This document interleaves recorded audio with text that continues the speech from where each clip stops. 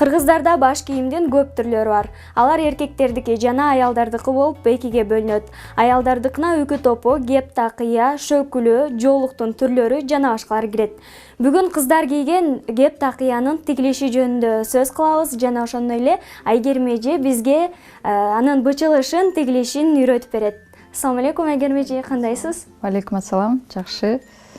Биз бүгүн кеп такыяны тиккенди, бычканды тиккенди үйрөнөбүз жана аларды коздогонду үйрөнөбүз. Материалды негизи ар ким ар кандай тандайт.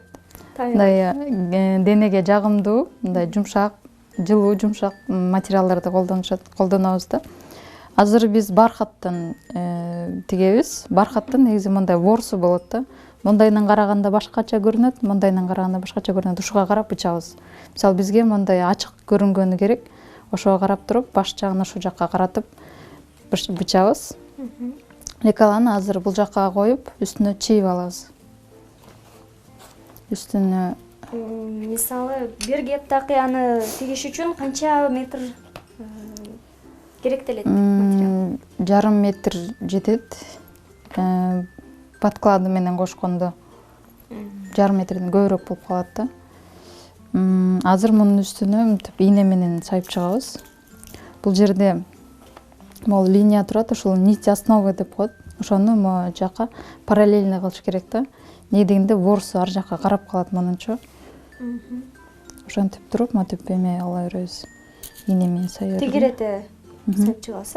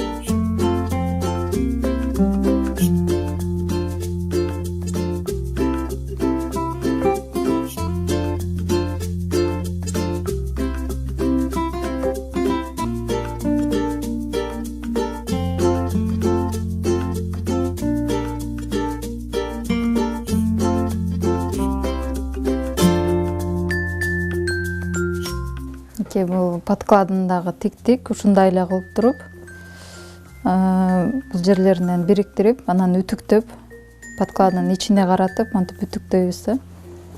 Анан эми муну коздош керек болот, коздойбуз.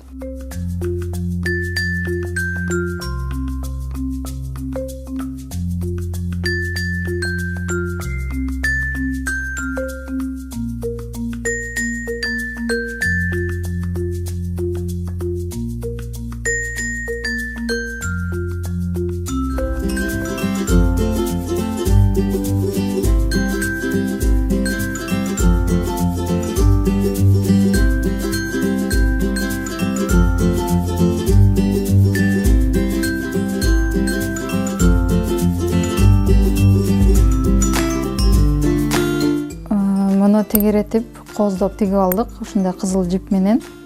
Эми темир коздуктар менен коздойбуз.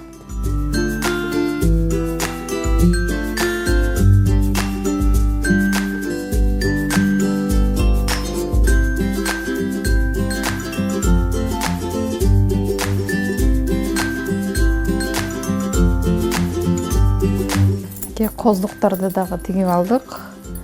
Ушинтип шыгыраган коздуктар болду. Эми манекенге кийгизип көрөлү.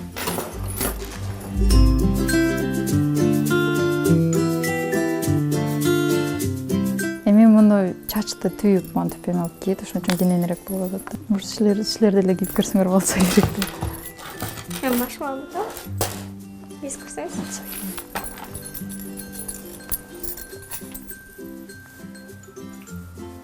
Катуу эле мынтип кийип көрөсүңөр өзүңөр.